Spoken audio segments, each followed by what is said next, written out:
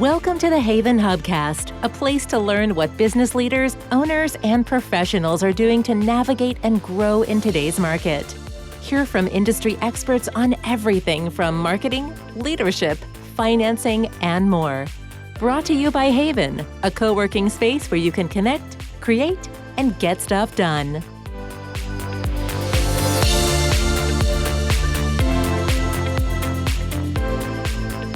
Hello and welcome to another episode of the Haven Hubcast.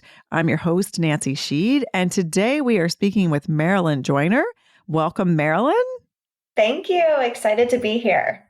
Marilynn is the founder and CEO of Her Workplace, an AI-powered career platform.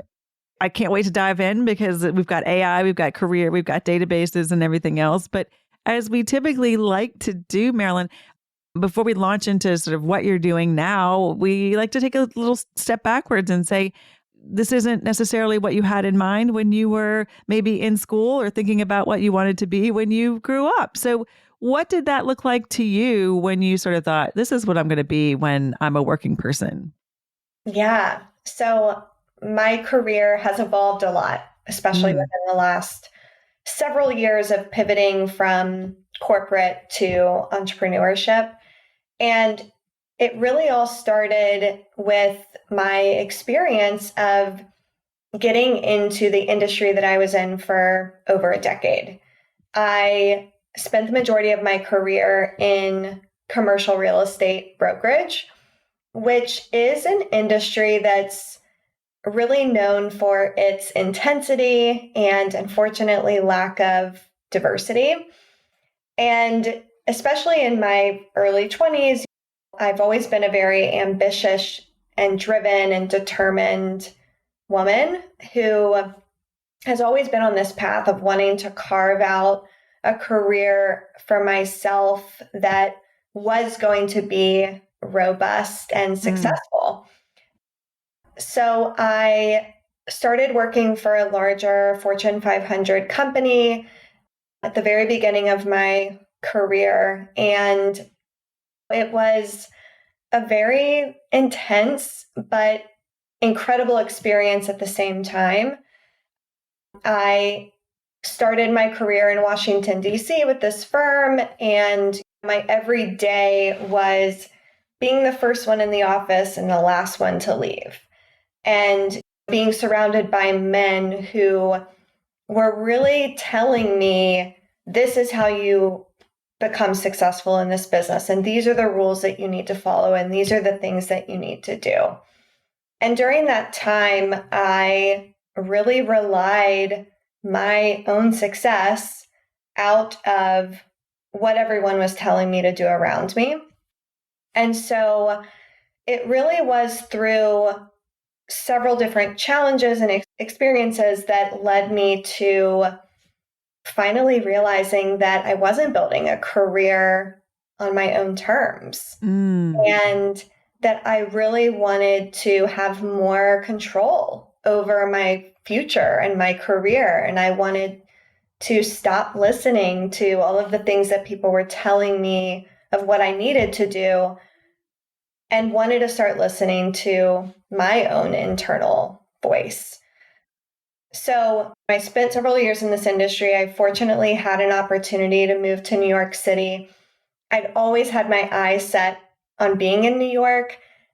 A little bit of a backstory: I spent the majority of my life as a ballet dancer, all the way up through the end of my college experience. Went to school on a ballet scholarship. Wow. So being in the ballet scene, New York City is the place to be for dance. And I actually had experiences dancing with New York City Ballet through a program through the university I was at. So I always had my eyes set on getting to New York and really building my career there, especially in this industry where the majority of office space is in New York City. And that was my job, was to represent companies, helping them with any of their office space initiatives. So I finally made it to New York, continued to work with this firm that I really did love, but still continue to kind of face those challenges along the way. And this is like my late 20s at this point. So about 10 years ago, I started to realize that New York is, yes, it's a big city, but it's also very much a small circle. And I wasn't in that circle. And I didn't grow up in New York City. I didn't have the connections that I really needed to propel my career forward. So I applied to business school and ended up getting into Columbia Business School. And what was so interesting about that experience is that I went into school with this goal to build these relationships so that one day I could be the one that could represent these future C-level leaders on any of their company's real estate needs. That was interesting. But what was so cool about it is that 2 years through that program, I left and decided to become an entrepreneur. It completely changed my path and led me down kind of a different road, which is where I am today of being an entrepreneur. Oh, okay. So much to unpack. There's a lot there. There's a lot there. Well, the ballet backstory, though, I think speaks to your discipline, right? Yeah. Like the dedication, the discipline, the pursuit of excellence. So that is, while not surprising how that goes hand in hand. I also want to sort of comment and tease out like that you were very candid about, no, I went in for the connections to business school, but that's not what you say you're going to major in. So what did you say, or you're going to study in the MBA program? What did you say you were going to study when you applied? Yeah. So to give you a backstory on the firm that I was with and the experience that I was in at the time of applying to business school. So I'm sitting in New York, this big company. I was one of 18 women out of 250 plus men. Wow. Who were in brokerage. And the way that brokerage works, your promotions and your success are tied to the revenue that you bring in. Mm-hmm. And that in turn is tied to the teams that you work with, the senior level people that are mentoring you and supporting you, and the deal opportunities that you are provided with. Yes, there is a piece of it of you bringing in your own business, but this industry is a very archaic boys club. So not all of the junior to mid-level people had these robust relationships with these C-level leaders. So you really had to find the right people to work with, and you had to learn how to play the game so that you could get your revenue increased to a certain level so that you could continue to get promoted. And as a woman who was surrounded by men and facing these challenges, I had my eyes set on wanting to change this industry from a diversity standpoint. So I really wanted to also go to business school because I wanted to learn more about organizational change.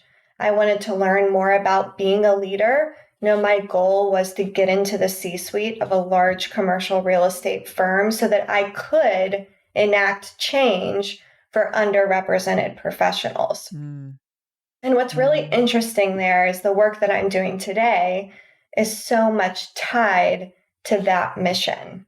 And there were little nuggets along the way throughout my career that I look back on now of, oh, wow, that was meant to be, that I worked on this project or that I was part of this initiative.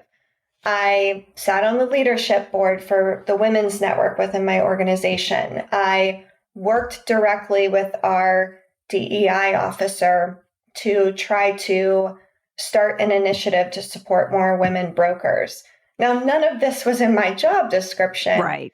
I did these things throughout my career that so much aligned to my values and what I'm doing today. Yeah. And so those were those building blocks that, again, support the work that I'm doing now and gave me those experiences to get where I am today. I love that. On a personal note, also had a similar experience where my first company out of school was partnership, right? And you're pulled in on projects. And I just had come from a world where you do good work, keep your head down, and Yeah. you'll be rewarded for that. And also not being from the New York area, that was a huge wake up call that not knowing how the game was played or playing the game had a huge impact on that first job. And Yeah. nobody explains it to you. And again, it wasn't quite the same degree of women versus men, but I know that of what you speak. It sounds like you now look back and there were nuggets. At what point it sounds like while you were in business school, did you go, whoa, whoa, whoa, whoa, whoa? There's a bigger opportunity for me to be on a bigger stage, to have more impact. Yeah. Was that I can do it because I just can't go back, or I'm called to do something bigger, or no, Nancy, we had to put together a project and this was my dream project that actually I'm turning into a job, or that I'm turning into my real life next step? Yeah. It was really three different things that I experienced all at once. So I went to business school in 2019, and it was a 2-year program. So I was part of the group that hit the pandemic in year 2.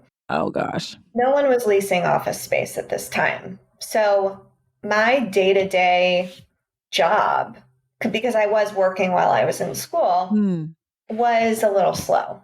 And luckily, the institution that I was at allowed for us to take as many classes as we wanted because they were all virtual. Got it. And that's when I started dipping into, I'm kind of interested in private equity. I'm interested in venture capital.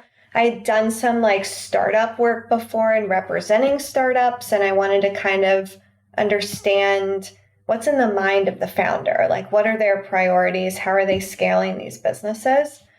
So it was that. It was also combined with, I was working with someone at my company at the time who was also starting a company on the side, a brewery actually. And he had really become a mentor of mine. Nice. And through his experience of starting this business, I led with curiosity in my meetings with him of wanting to understand the little kinks of how do you even set up a legal entity, or how do you manage your books, or who are the people that you are hiring and how do you go about that process? So he really taught me more about how to even get started in building a company. And then the third piece of it was I was really hitting a wall at work to where I was trying to get to that next level, that next period of actually stepping into a leadership position. And I was struggling. I didn't feel supported by other people that I was working with. I didn't feel supported by the management team of the company that I was with. And I didn't see or feel confident in the path that was ahead of me. So it was really all of these three different pieces combined. And it took me 2 years to leave. This was really from 2020 to end of 2022 of this period of being curious. That's when I started to do some market research and started bringing together friends of mine that were women in corporate industries to gather feedback of what's missing, what do you need support on, what are you looking for? And there was another network at this time too that was kind of coming out of the woodworks that was more focused on C-level and senior level women. And at that time, I thought to myself, what about me?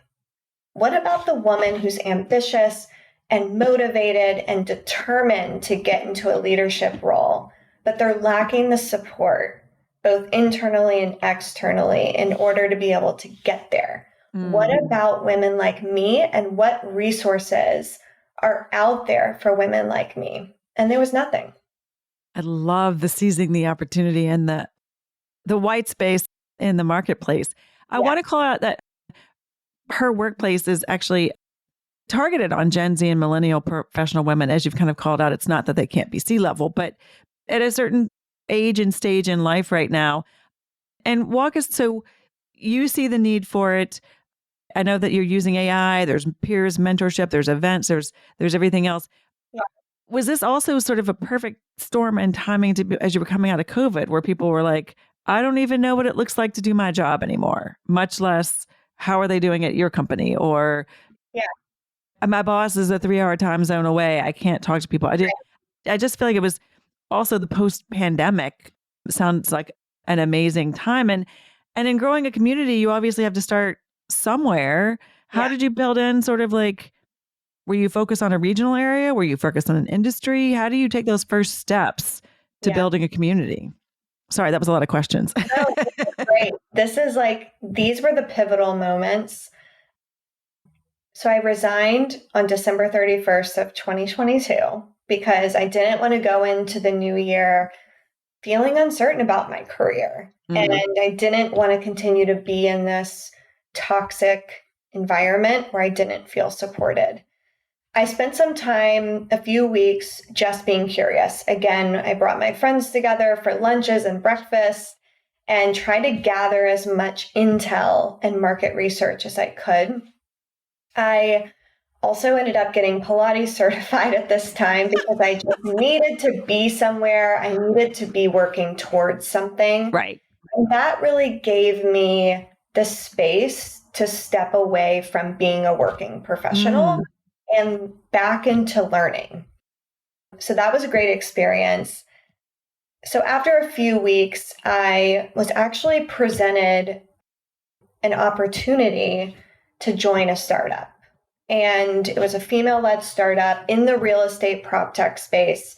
They needed someone who could help them with their real estate portfolio. So this was a time when I was really confused I didn't feel ready to go off and start my own company yet. I still was very uncertain about how to even do it.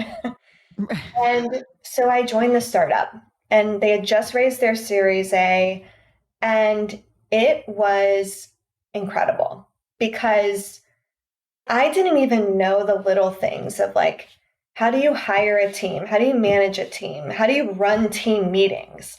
What are KPIs? Like, how do I even go about? What are run rates? What are cap tables, right? Yeah, like I didn't know really any of this language. And so that gave me the on-site experience of seeing how things operate internally.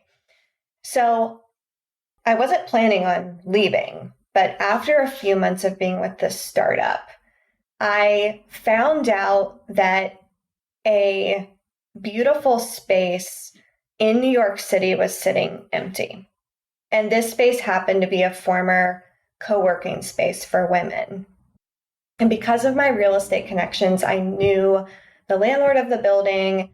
And I went to him and said, hey, I'm thinking about starting this organization. I would love to be able to host some events here and kind of get people in person. Again, continue to gather feedback and market research. And he said, great, let's do it. So that was my sign of, okay, this opportunity is being presented to you. You got to go. You got to go do it and try. Right.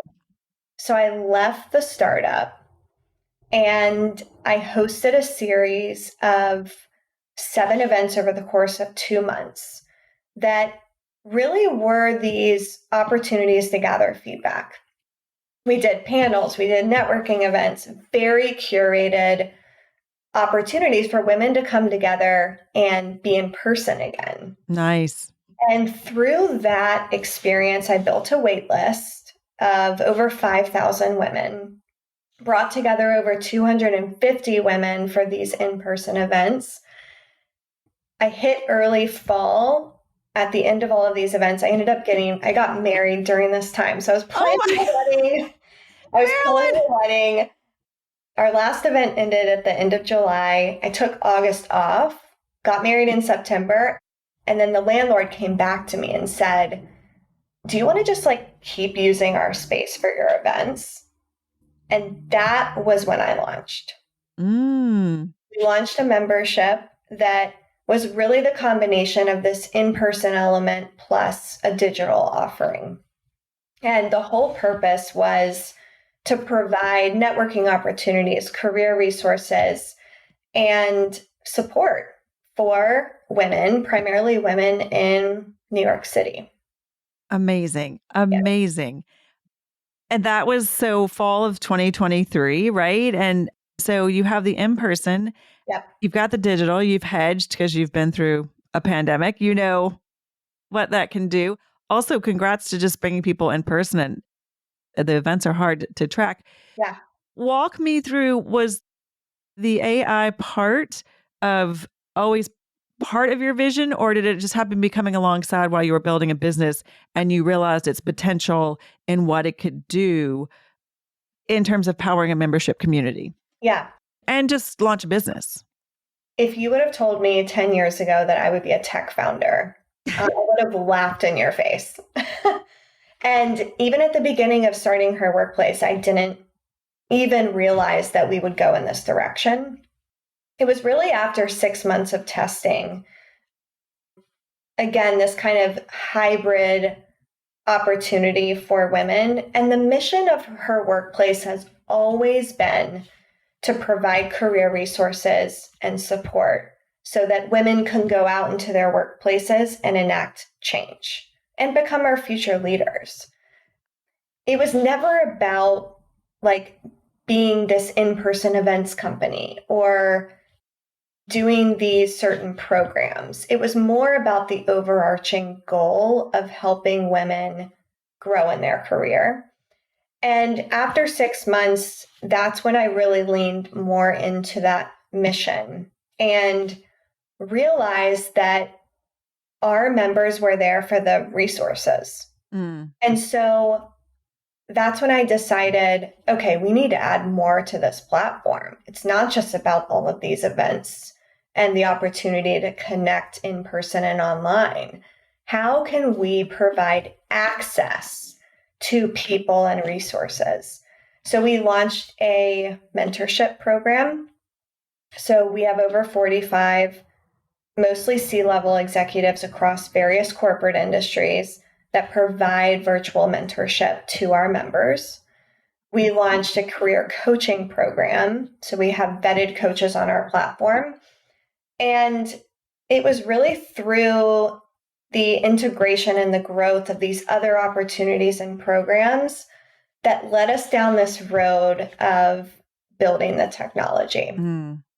And so we launched our tech platform in March of this year, a custom platform. We were using another platform before that was already built and a third-party use. And our product developer, who actually sits in Argentina, him and I really put our heads together of like, what more can we do here? How can we leverage technology to be able to make it easier for all of our members to get access to, again, the people and the resources that they need to grow? And so we integrated AI into the platform. Currently, how the AI works is we have a member matchmaker. So every week, members can opt into getting matched to other members on the platform. So it helps you build your network. It helps you meet the right people. And then we're going to continue to use AI to match our members with all of the resources that we provide. So that's our next phase of integrating AI even further into the platform. So again, you're not just joining this network and a little in the dark of how do I leverage this? How do I get the most out of this? We're using technology to do that. I just love this juxtaposition of using the technology to make it more human. Do you know what I mean? It's just, it's such a wonderful, as opposed to what we hear in the world of, oh, AI, we're getting disconnected. I just love this integration of the technology to make us more human connected. Yeah. Marilynn, if people are interested in learning more about Her Workplace and you, what's the best way to sort of check them out or find you or find more about Her Workplace? Yeah. So if you're interested in learning more about Her Workplace, our website is herworkplace.com, and we're across all social media channels, just at Her Workplace. And then you can find me I also have a website of my own. It's just MarilynJoyner.com. And then I too am across social media at Marilynn E. Joyner. Fantastic. Fantastic. Well, it's been a pleasure speaking with you. I'm so glad that Haven brought us, as is the case, bringing women together. Haven brought us together. Thank you for your time and sharing your story with us. Thank you so much for having me. This was really great. And that's another episode of the Haven Hubcast. Hopefully you love what you hear. You're a subscriber. If not, make sure to subscribe on your favorite platform and share this episode with a friend. Thanks for listening to the Haven Hubcast, a place to learn what business leaders and owners are doing to navigate and grow in today's market. Please leave a review on Apple Podcasts and subscribe on your favorite podcast app. Haven is a co-working space and virtual community located in the heart of Fairfield County, Connecticut. Haven is a hub for business owners and professionals to connect, create, and get stuff done. Find out more about the Haven community online at haven.com. That's HAYVN.com. Haven Hubcast is produced by Sound Advice Strategies.